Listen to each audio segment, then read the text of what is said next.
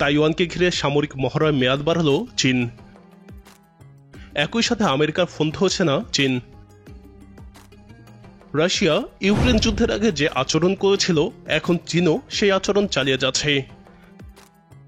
তাইওয়ানের চারপাশে সামরিক মহড়ার মেয়াদ 15ই আগস্ট পর্যন্ত বৃদ্ধি করেছে চীন।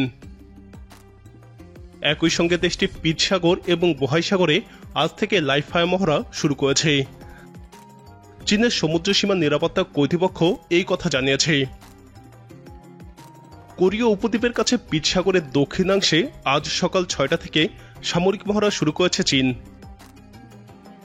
একই সময়ে চীনের পূর্ব উপকূলের বোহাই সাগরেও সামরিক মহড়া শুরু হয়েছে। দুটি মহড়াই আগামী 15ই আগস্ট পর্যন্ত চলবে। এসব মহড়ায় লাইভ মিসাইল, রকেট এবং গোলাবর্ষণ হবে বলে জানিয়ে নির্দিষ্ট এলাকা পরিহারের জন্য নৌযানগুলোকে নির্দেশনা দিয়েছে চীনা নৌ চলাচল কর্তৃপক্ষ।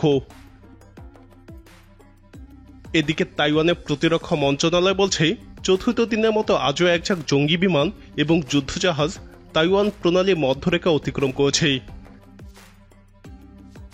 এছাড়াও চীনের সামরিক বাহিনীর ছোড়া অন্তত 4টি রকেট তাইওয়ানের কিনব্যান, পিংটুং, লেইউ এবং বেলদিং দ্বীপের কাছে সমুদ্রে পড়েছে।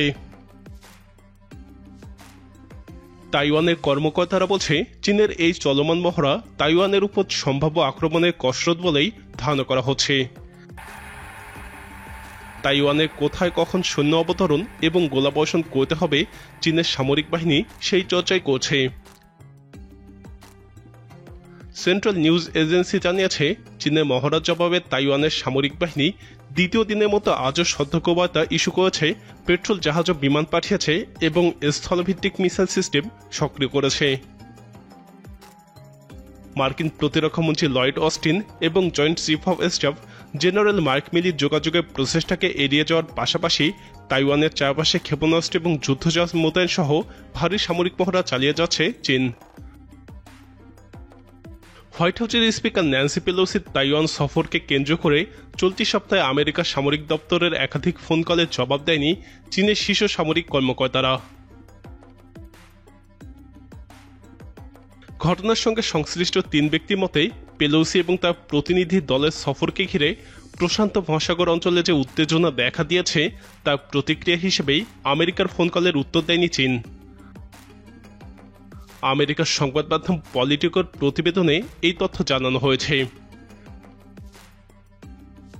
এদিকে আমেরিকার কর্মকর্তা এবং বিশেষজ্ঞরা বলছেন, ফোন কলের জবাব না দিয়ে চীনের সামরিক শক্তির প্রদর্শন একটি অদূরদর্শী এবং বেগপরোয়া পদক্ষেপ।